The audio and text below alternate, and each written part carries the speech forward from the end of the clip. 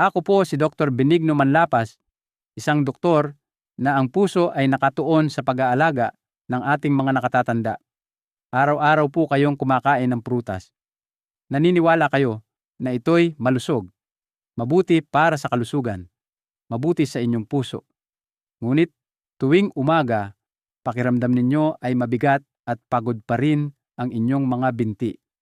Tumatagiktik ang inyong mga tuhod kapag umaakyat ng hagdan. Naninigas ang inyong mga binti pagkatapos umupo ng matagal. Iniisip ninyo na ito'y dahil lang sa edad, pero hindi po. Ang ilang karaniwang prutas, kapag kinain sa maling oras, sa maling dami, o sa maling paraan, ay tahimik na sinisipsip ang lakas mula sa inyong mga binti. Hindi sila agad nagdudulot ng sakit, pero unti-unti ninanakaw nila ang enerhiya sa inyong mga kalamnan, nagtitrigger ng pamamaga sa inyong mga kasukasuan, ginugulo ang balanse ng inyong potassium, at iniiwang mas mabigat ang pakiramdam sa inyong mga binti sa bawat hakbang. At ang pinakanakakatakot na bahagi ay iniisip ninyo pa rin na malusog ang inyong kinakain. Ang katotohanan po, paglampas ng edad 60, hindi na po pareho ang paraan ng pagproseso ng ating katawan sa asukal, asido, at mineral na nasa prutas. Ang mga natural na asukal ay hindi na kasing banayad tulad ng dati.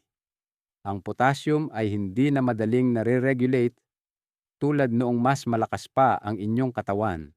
Ang mga prutas na dating itinuturing na ginto para sa inyong kalusugan ay maaari na ngayong magdulot ng water retention, pamumulikat ng binti, at pagkapagod ng kalamnan kung kakainin ninyo sa maling paraan.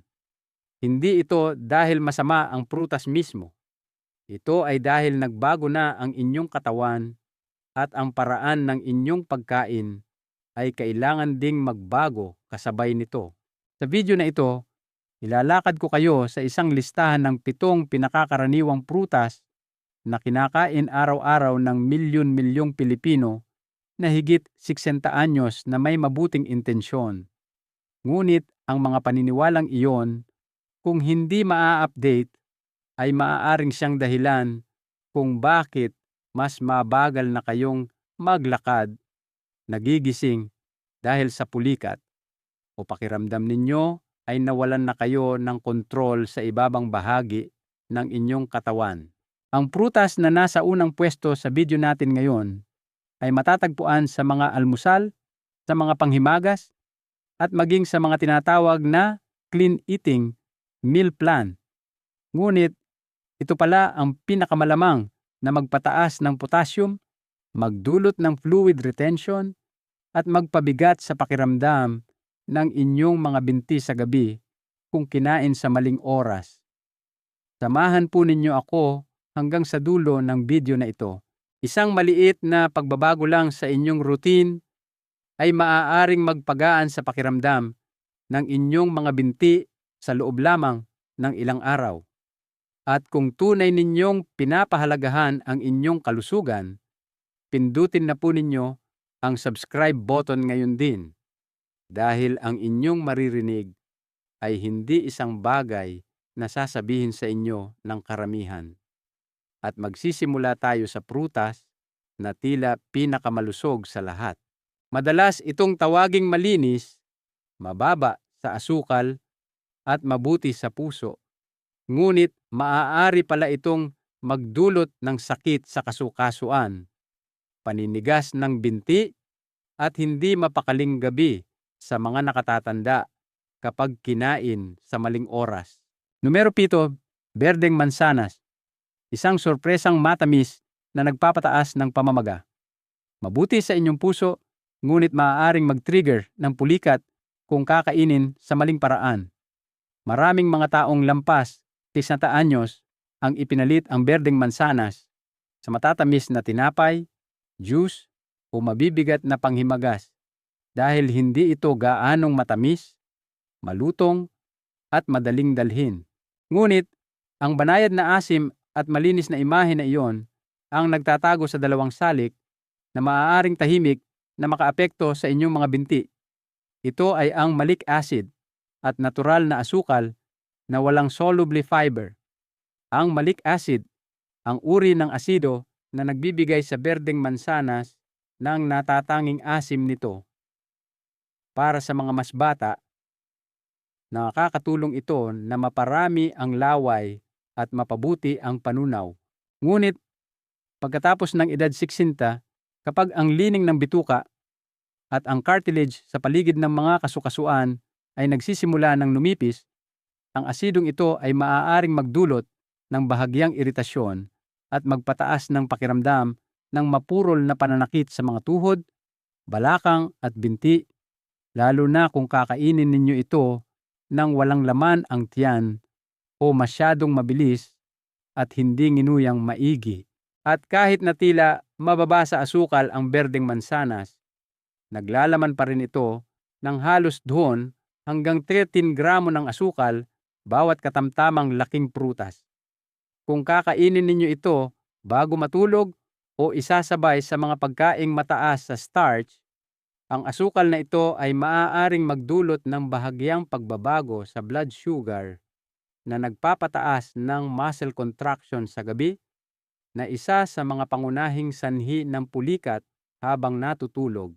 Isang pag-aaral na inilathala sa Journal na Nutrients noong 2022 ang natuklasan na ang mga nakatatandang kumakain ng mga prutas na may mataas na asido sa gabi ay may dobleng panganib na makaranas ng mga sintomas sa kasukasuan at pulikat sa gabi, lalo na kung mayroon silang kasaysayan ng mild rheumatoid arthritis.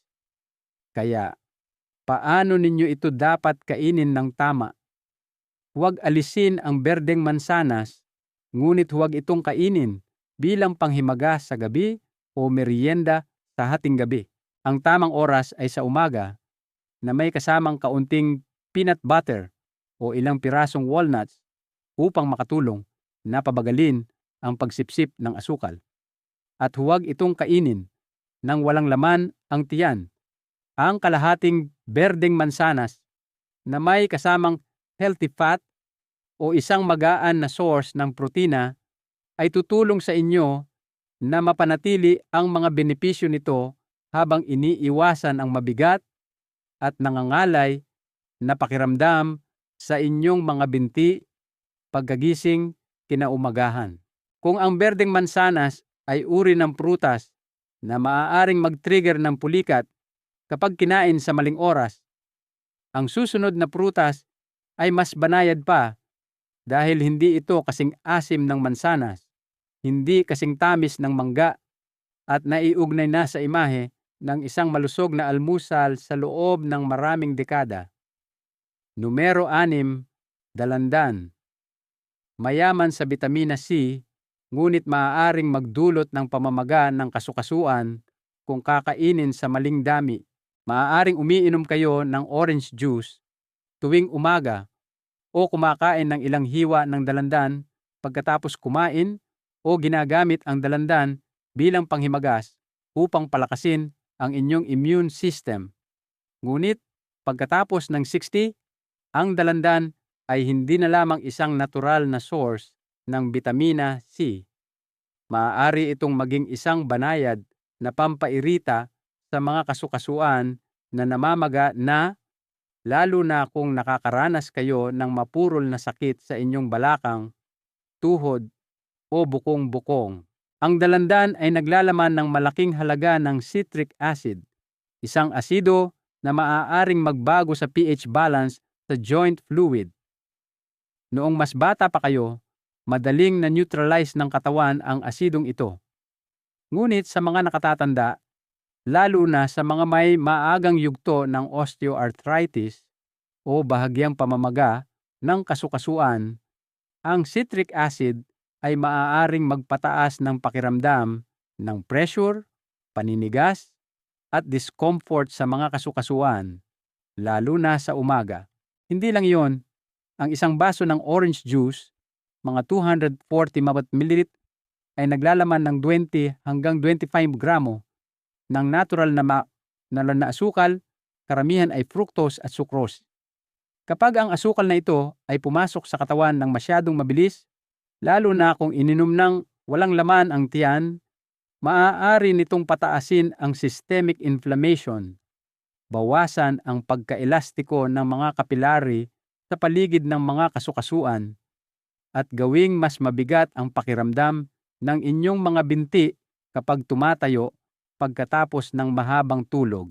Isang pag-aaral noong 2020 na inilathala sa journal na Clinical Nutrition ang natuklasan na ang mga nakatatandang umiinom ng matatamis at maasim na fruit juices ng higit sa 3 beses sa isang linggo ay may hanggang 34% na mas mataas na panganib na makaranas ng mga sintomas na may kaugnayan sa arthritis sa tuhod, kabilang ang pamamaga, sakit, at paninigas sa umaga. Kaya, paano mananatiling kaibigan ang dalandan sa halip na maging pabigat? Kung mahilig kayo sa dalandan, kainin po ninyo ang buong hiwa sa halip na inumin ang katas nito. Ang fiber sa mga segment ng dalandan ay nakakatulong na pabagalin ang pagsipsip ng asukal at binabawasan ang epekto ng asido sa inyong tiyan at kasukasuan. Iwasang uminom ng orange juice nang walang laman ang tiyan, at huwag gamitin ang dalandan bilang merienda sa gabi o bago matulog dahil iyon ang oras na pinakamahirap para sa inyong katawan na iproseso ang asukal at asido. Ang pinakamagandang opsyon ay kumain ng 2 hanggang 3 maliliit na hiwa sa tanghalian kasama ang isang pagkain na mayaman sa protina o madahong gulay upang mabalanse ang mga epekto sa metabolismo. Kung ang dalandan ay uri ng prutas na maaaring magpatigas ng inyong mga kasukasuan kapag kinain sa maling oras, ang susunod na prutas ay sikat sa kanyang anti-inflammatory power. Ngunit, ang reputasyong iyon ay nagudyok sa maraming tao na kainin ito araw-araw, hindi namamalayan na pagkatapos ng siksinto, hindi lang pamamaga ang dapat alalahanin. Ang mahalaga rin ay kung kaya ba ng inyong katawan na hawakan ang asukal at asido na kasama nito. Numero 5. Pinya. Mayaman sa bromelain, ngunit may nakatagong potassium overload na nakakaapekto sa balanse ng kalamnan. Maaari nitong itaas ang blood sugar at magdulot ng matagal na pananakit sa mga binti kung kakainin ng sobra. Ang pinya ay isang tropikal na prutas na madaling kainin, nakakapresko at madalas gamitin para tulungan ang mga taong may arthritis. Salamat sa bromelain enzyme na matatagpuan sa core nito, marami ang umaasa na gumaan ang pakiramdam at mabawasan ang sakit pagkatapos kumain nito. Sa kasamaang palad, maliit na bahagi lamang ng kabuuang epekto ng prutas ang bromelain. Ang natitira ay kinabibilangan ng matapang na asido at simpleng asukal na maaaring mag-trigger ng bagong pamamaga kung hindi kakainin ng maayos. Ang isang hiwa ng pinya ay naglalaman ng mga 8 hanggang 10 gramo ng asukal. Ang isang bahagi na nakahiwa na, tulad ng mga nabibili sa mga grocery store dito sa Pilipinas, ay tumitimbang ng halos 165 gramo at maaaring maglaman ng hanggang 16 hanggang 20 gramo ng asukal at halos 8 piraming ng citric acid. Doble iyon sa acid content ng isang dalandan. Para sa mga may mahinang sirkulasyon at tumatandang mga capillary na nagsusupply sa mga kalamnan at kasukasuan, ang ganitong dami ng asukal at asido ay maaaring magbawas ng paghahatid ng oxygen sa mas malalim na tisyo sa mga binti, tuhod at bukong-bukong. Bilang resulta, maaari ninyong maramdaman ang kabigatan sa mga binti, isang mapurol na sakit kapag dahan-dahang naglalakad at mas nahihirapang tumayo ng matagal nang hindi man lang alam na ang prutas ang dahilan. Hindi pa diyan nagtatapos. Ang bromelain sa pinya ay maaari ring bahagyang makipag-ugnayan sa ilang mga gamot na karaniwang ginagamit ng mga nakatatanda, lalo na ang mga gamot na pampalabnaw ng dugo o mga anti-inflammatory drugs. Maaari nitong palakasin ang epekto ng mga gamot na ito na humahantong sa hindi maipaliwanag na pasa o matagal na pananakit. Isang pag-aaral sa journal na Inflammation Research noong 2021 ang nagsabi na sa mga taong may edad 65 pataas na may kasaysayan ng arthritis, ang mga kumukonsumo ng higit sa 3 serving ng pinya bawat linggo ay may mas mataas na insidente ng paggaranas ng matagal na pagkapagod ng kalamnan na tumatagal ng higit sa 2 oras pagkatapos maglakad kumpara sa mga kumakain ng kaunti o walang pinya. Kaya, ano ang dapat ninyong gawin? Kung gusto ninyo ng pinya, panatiling maliit ang bahagi, 2 hanggang 3 manipis na hiwa lamang sa isang pagkakataon. Pinakamainam na kainin ito kasabay ng pangunahing pagkain, hindi kailanman sa walang laman na tiyan, at iwasan ang sobrang hinog at sobrang tamis na pinya dahil doon pinakamataas ang antas ng asukal at asido. Kung umiinom kayo ng mga pampalabnaw ng dugo o gamot sa arthritis, kausapin ang inyong doktor bago regular na kumain ng pinya. Ang pinya ay hindi masama. Ngunit kung umaasa kayong makakatulong ito sa pamamaga at mapaparami ang kain, maaaring kabaligtaran ang maging reaksyon ng inyong katawan.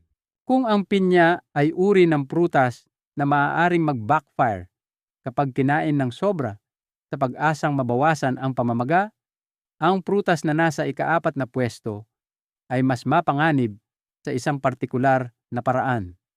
Ito ay napakaliit, napakatamis, at napakadaling makain ng sobra ng hindi namamalayan. Numero 4, mga pinatuyong prutas. Isang malusog na merienda na nagpapahina sa flexibility ng kasukasuan. Sobrang tamis, ngunit isang baha ng asukal na nagpapabigat sa pakiramdam ng inyong mga binti tuwing umaga. Pasas, prunes, banana chips, pinatuyong pinya. Lahat sila ay mukhang hindi nakakasama, maayos na nakabalot sa maliliit na zip bags, hindi kailangang hiwain, hindi kailangan ng ref. Para sa maraming nakatatanda, tila sila ang perpektong merienda na ilagay sa pitaka, sa kotse, o sa tabi ng kama. Ngunit ang mismong kaginhawaang ito ang maaaring magdulot sa inyo na kumonsumo ng malaking halaga ng asukal sa loob lamang ng ilang minuto nang hindi napapansin. Kapag ang prutas ay pinatuyo, halos lahat ng tubig nito at karamihan sa natural na fiber ay nawawala. Ang natitira ay isang puro na anyo ng asukal na 3 hanggang 5 beses na mas mataas kaysa sa sariwang prutas. Ang isang maliit na dakot ng pasas, mga 40 gramo, ay maaaring maglaman ng 20 pimo hanggang 30 gramo ng asukal. Halos kapareho na iyon ng isang lata ng soda. Ang asukal na ito ay karaniwang fructose, isang simpleng asukal na kailangang iproseso ng atay. Gayunpaman, sa mga nakatatanda, ang atay ay hindi na gumagana ng kasing episyente tulad ng dati. Bilang resulta, bahagi ng fructose na iyon ay nagiging visceral fat habang ang natitira ay nagpapataas ng antas ng insulin na nagtitrigger ng pamamaga sa kasukasuan, panghihina ng kalamnan at pulikat pagkatapos kumain. Hindi pa diyan nagtatapos. Karamihan sa mga nakapaketeng pinatuyong prutas ay naglalaman din ng idinagdag na refined sugar o mga preservative tulad ng sulfur dioxide. Ang mga additive na ito ay nakakatulong na mapreserba ang kulay at pahabain ang shelf life, ngunit madali silang magdulot ng iritasyon sa mga may sensitibong sistema o may kasaysayan ng mga isyu sa kasukasuan. Ito ay lalong totoo kung kakainin ninyo ang pinatuyong prutas sa gabi, malapit sa oras ng pagtulog, kung kailan ang inyong atay at bato ay nagsisimula ng bumagal para magpahinga. Isang pag-aaral sa International Journal of Geriatric Nutrition noong 2022 ang natuklasan na ang mga taong kumukonsumo ng pinatuyong prutas na may asukal o additives ng 3 o higit pang beses sa isang linggo ay may mas mataas na insidente ng banayad na pananakit ng kalamnan pagkagising, pulikat sa gabi, at pamamanhid ng paa pagkatapos ng matagal na pagtayo. Kaya ano ang dapat ninyong gawin kung mahilig kayo sa pinatuyong prutas? Pumili ng mga uri na walang dagdag na asukal, walang preservative, at mas mainam kung freeze-dried o gawang bahay. Limitahan ang inyong sarili sa isang kutsara lamang sa isang pagkakataon, hindi hihigit sa 2 hanggang 3 beses sa isang linggo. Kapag kumakain ng pinatuyong prutas, uminom ng dagdag na tubig upang mapunan ang nawalang moisture sa pagpapatuyo at iwasang kainin ito malapit sa oras ng pagtulog. Ang kaunting pasas na hinalo sa inyong oatmeal sa umaga ay maaaring maging kapaki-pakinabang, ngunit ang isang supot ng pinatuyong prutas bilang merienda bago matulog ay maaaring ang dahilan kung bakit kayo nagigising ng 2:00 ng umaga na may pulikat sa binti. Kung ang pinatuyong prutas ay isang siksik ngunit napaka-concentrated na bersyon ng asukal, ang prutas na nasa 3 pwesto ay iba. Mukha itong inosente, makatas, magaan, at nakakapresko. Napakadaling kainin, napakahirap tigilan, ngunit iyon mismo ang dahilan kung bakit dahan-dahan nitong pinapahina ang inyong mga binti nang hindi ninyo namamalayan. Numero 3, sariwang ubas.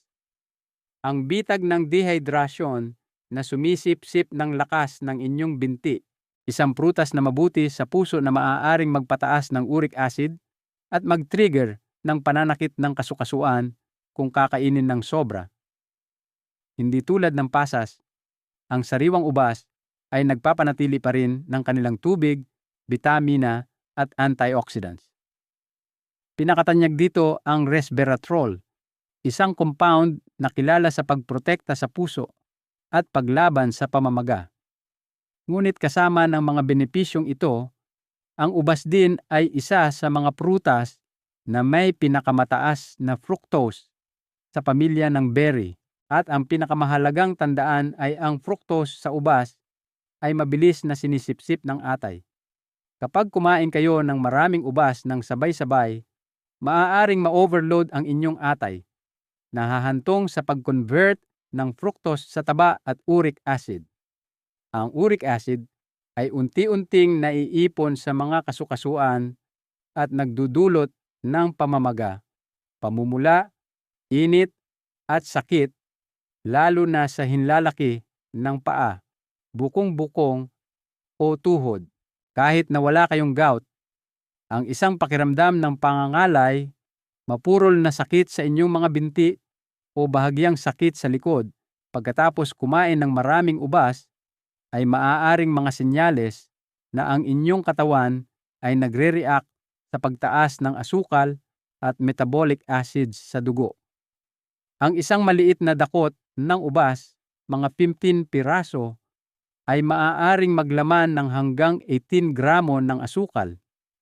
Maraming tao ang hindi tumitigil doon dahil madaling kainin ng ubas at hindi kailangan ng pagbabalat.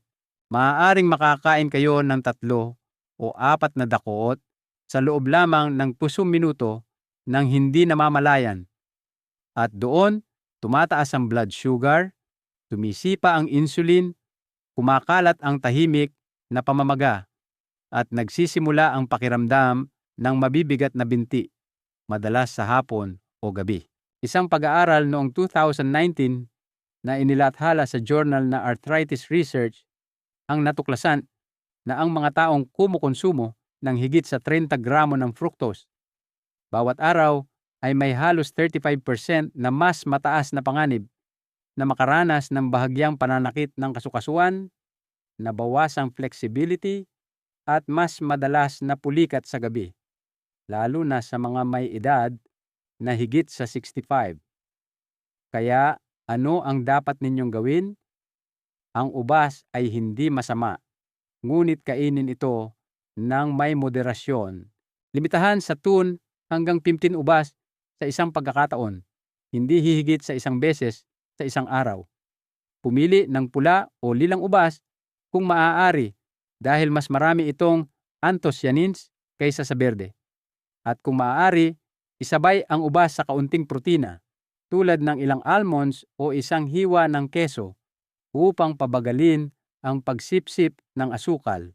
Huwag ituring ang ubas bilang isang walang isip na merienda habang nanonood ng TV dahil sa oras na maramdaman ninyo ang pagod sa inyong mga binti, ang sanhi ay maaaring ilang oras nang nakalipas.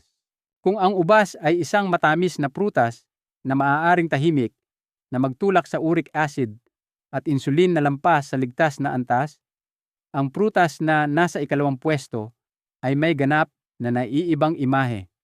Banayad, madaling tunawin, malambot, abot kaya, at available sa anumang grocery. Maraming nakatatanda ang kumakain ng saging tuwing umaga.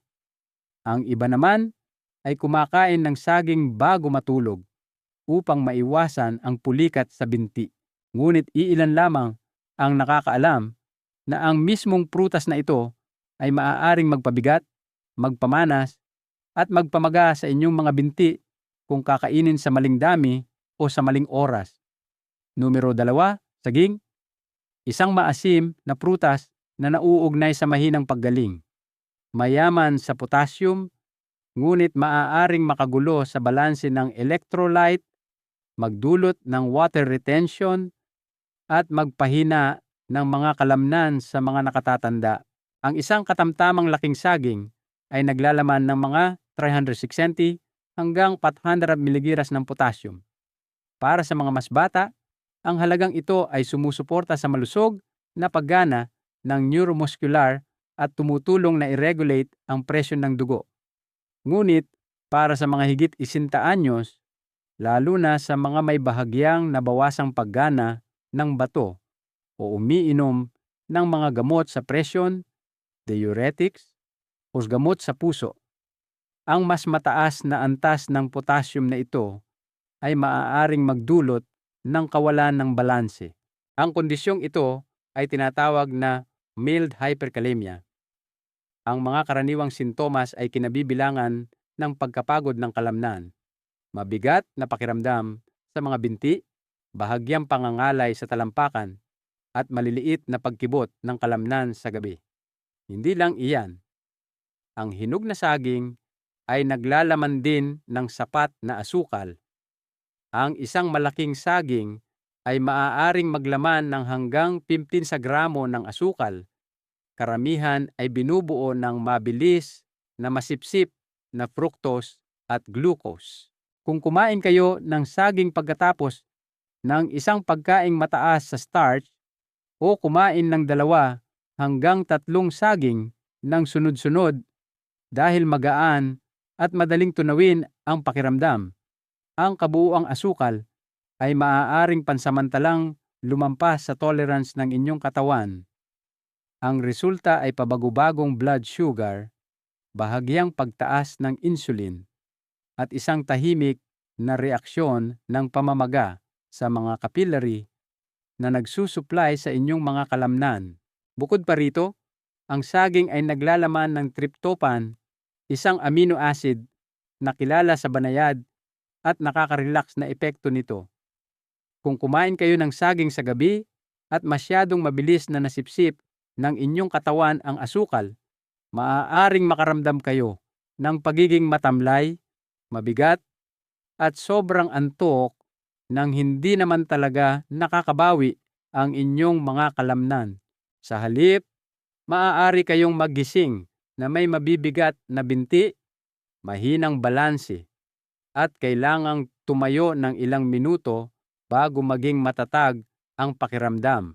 Isang pag-aaral na inilathala sa journal na Clinical Nutrition in Aging noong 2021 ang natuklasan na sa mga nakatatanda na may bahagyang kapansanan sa bato na umiinom ng diuretics, ang pagkonsumo ng higit sa 2 saging bawat araw sa loob ng 2 magkasunod na linggo ay nagpataas ng panganib ng mga sintomas tulad ng pulikat sa binti, pangangalay sa talampakan, at pagkapagod kapag naglalakad sa umaga. Kaya, paano ninyo dapat kainin ang saging sa tamang paraan para sa malusog na individual? Isang saging bawat araw ay karaniwang ligtas, ngunit pumili ng saging na sakto lang sa hinog, hindi sobrang lambot o may mga batik, dahil ang sobrang hinog na saging ay nagiging sanhi ng mas mabilis na pagsipsip ng asukal. Iwasang kumain ng saging nang walang laman ang tiyan, at huwag itong kainin bago matulog. Ang pinakamagandang oras ay sa umaga o kalagitnaan ng hapon na may kasamang magaan na pagkain na mayaman sa protina o healthy fats tulad ng Greek yogurt, peanut butter o ilang walnuts, at lalo na kung kayo ay may gamot para sa mataas na presyon o sakit sa puso. Kausapin ang inyong doktor bago dagdagan ang inyong pang-araw-araw na pagkain ng saging. Kung ang saging ay banayad na prutas na maaaring magdulot ng water retention kapag kinain sa maling paraan, ang prutas na nasa tuktok ng ating listahan ngayon ay isang paborito sa tag-init. Matamis, makinis, maganda ang kulay, at hindi mapigilan ang bango. Maraming tao ang nasisiyahan sa mangga bilang perpektong panghimagas. Ang iba naman ay pinupuri ang mangga bilang isang superfood na puno ng antioxidants. Ngunit sa ilalim ng ginintuang balat at kaayaayang amoy na iyon ay mayroong antas ng asukal, dosis ng potassium, at isang metabolic reaction na maaaring tahimik na magpahina sa inyong mga binti sa paglipas ng panahon kung kakainin ninyo ito dahil sa nakasanayan. Numero 1, mangga, ang pinakapanganib para sa sirkulasyon at lakas ng binti. Matamis, malambot, at masustansya. Ngunit maaari itong maging isang sugar bomb na nagpapataas ng insulin, gumugulo sa electrolytes, at nagdudulot ng pagkapagod ng kalamnan at pamumulikat kapag kinain sa maling oras. Ang isang katamtamang laking mangga ay naglalaman ng hanggang 43 hanggang 50 gramo ng asukal.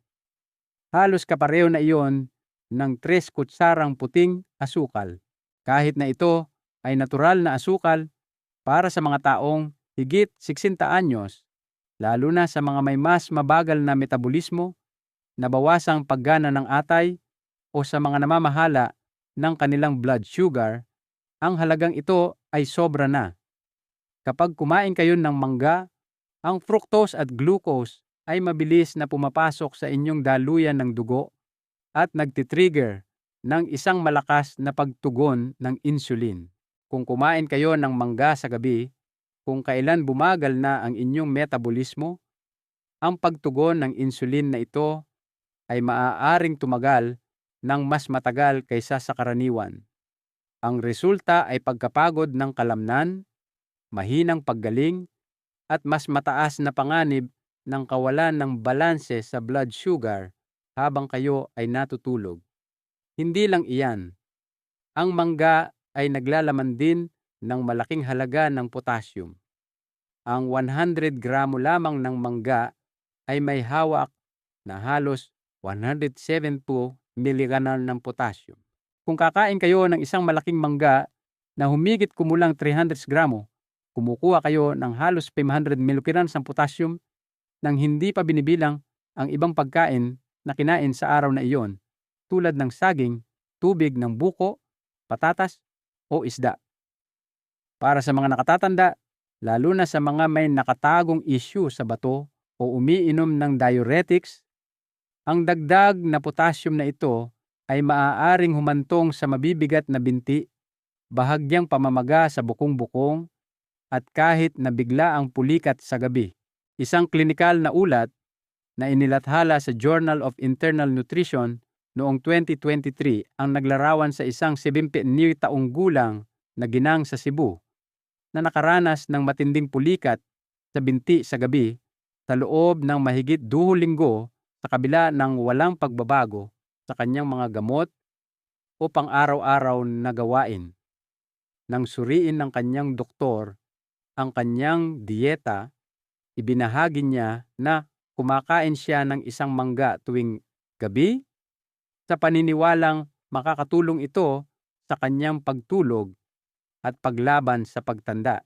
Matapos ihinto ang pagkain ng mangga sa loob ng 10 araw, ang kanyang mga sintomas ay ganap na nawala. Ang kanyang mga antas ng electrolyte at potassium ay bumalik sa normal. Ang mangga ay napakasarap kapag kinain sa tamang paraan. Ngunit kung kumain kayo ng isang hinog at matamis na mangga pagkatapos ng hapunan o bago matulog, hinihiling ninyo sa inyong atay na magtrabaho kung kailan kailangan ng inyong katawan na magpahinga.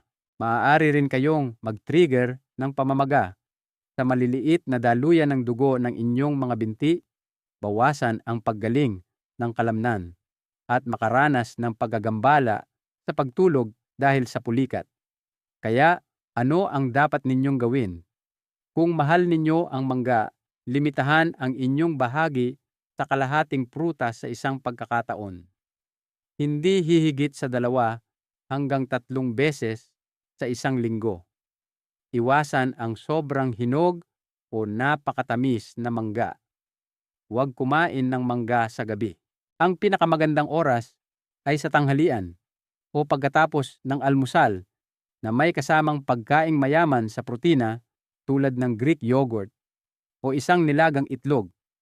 Kung mayroon kayong sakit sa bato o diabetes o umiinom ng mga gamot na nakakaapekto sa inyong balanse ng electrolyte, kausapin ang inyong doktor bago gawing regular na bahagi ng inyong dieta ang mangga. Ang mangga ay isang regalo mula sa kalikasan, ngunit nagiging tunay na regalo lamang ito sa inyong mga binti kapag kinain sa tamang oras, sa tamang dami, at sa tamang paraan. Hindi ninyo kailangang tumigil sa pagkain ng prutas. Kailangan ninyo lang matutunan kung paano ito kainin sa paraang tumutugma sa inyong katawan ngayon. Pagkatapos ng 60, ang mga prutas ay nananatiling isang mahusay na mapagkukunan ng mga bitamina, antioxidants at fiber. Ngunit nagbago na ang paraan ng pagproseso ng inyong katawan sa asukal, paghawak sa mga asido, at pag-react sa potassium. Ang kailangan ninyo ngayon ay hindi ang tuluyang pag-alis ng prutas, kundi ang pagpili ng tamang uri sa tamang oras at sa tamang bahagi.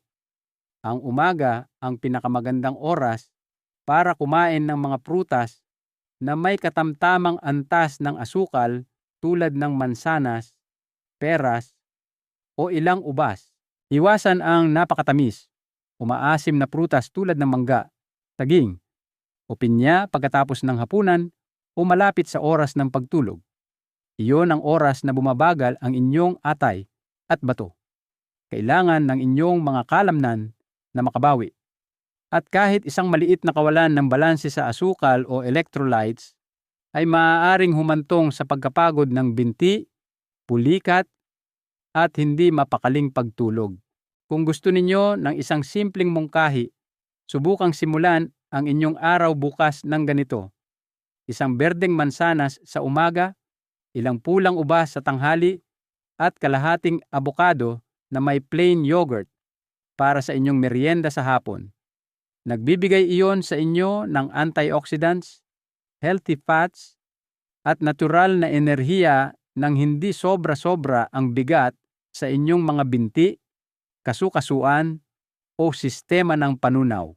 Mahalagang aral, ang pangangalaga sa ating kalusugan habang tayo ay nagkakaedad ay hindi tungkol sa pag-aalis ng mga bagay na gusto natin, kundi tungkol sa pagkakaroon ng karunungan na malaman kung paano, kailan, at gaano karami ang dapat nating kainin. Ang ating katawan ay isang matalinong mensahero. Kailangan lang nating matutong makinig sa mga senyales nito. Ang bawat pagkaing ating pinipili ay isang desisyon para sa mas malakas at mas masiglang bukas. Sa 7 prutas na ito, alin po ang pinakamadalas ninyong kainin? Mag-iwan po kayo ng komento sa ibaba at ipaalam sa akin. Babasahin ko ang bawat mensahe at sasagutin ang bawat isa dahil ang isang maliit na pagbabago ngayon ay maaaring makatulong sa inyo na maglakad ng mas malakas bukas. At narito ako kasama ninyo sa bawat hakbang ng paglalakbay na iyon. Ang mahinang binti ay hindi lamang senyales ng pagtanda. Ito ay hiling ng inyong katawan para sa ibang paraan ng pagkain, isang mas maingat, mas may kaalamang paraan. Tandaan po ninyo ang mga pamilyar na pangalang ito: mangga, saging, pinatuyong prutas, ubas, pinya, dalandan, mansanas. Lahat sila ay regalo mula sa kalikasan. Lahat sila ay may benepisyo, ngunit kapag kinain lamang sa tamang oras, sa tamang dami, at sa tamang kondisyon para sa inyong katawan, kapag mas nauunawaan ninyo ang inyong sarili, ang prutas ay hindi na magiging dahilan ng inyong pagbagal. Ito ay magiging kasangkapan na tutulong sa inyo na kumilos ng mas mabilis, mas may kumpiyansa, at mas malaya araw-araw. Kaya, alin ang una ninyong babaguhin bukas? Ipagpapalit ba ninyo ang inyong saging sa kalahating abokado? O papalitan ang inyong mixed fruit plate ng ilang berries sa umaga? Ipaalam po ninyo sa akin sa mga komento at huwag kalimutang pindutin ang subscribe para hindi ninyo makaligtaan ang maliliit na pagbabago na maaaring magdulot ng malalaking resulta sa inyong katawan. At kung nakita ninyong mahalaga ang impormasyong ito, mangyaring ibahagi po ninyo sa inyong mga kaibigan at mahal sa buhay. Dahil ang bawat malakas na hakbang pasulong ay nagsisimula sa mga pagpiling ginagawa ninyo ngayon.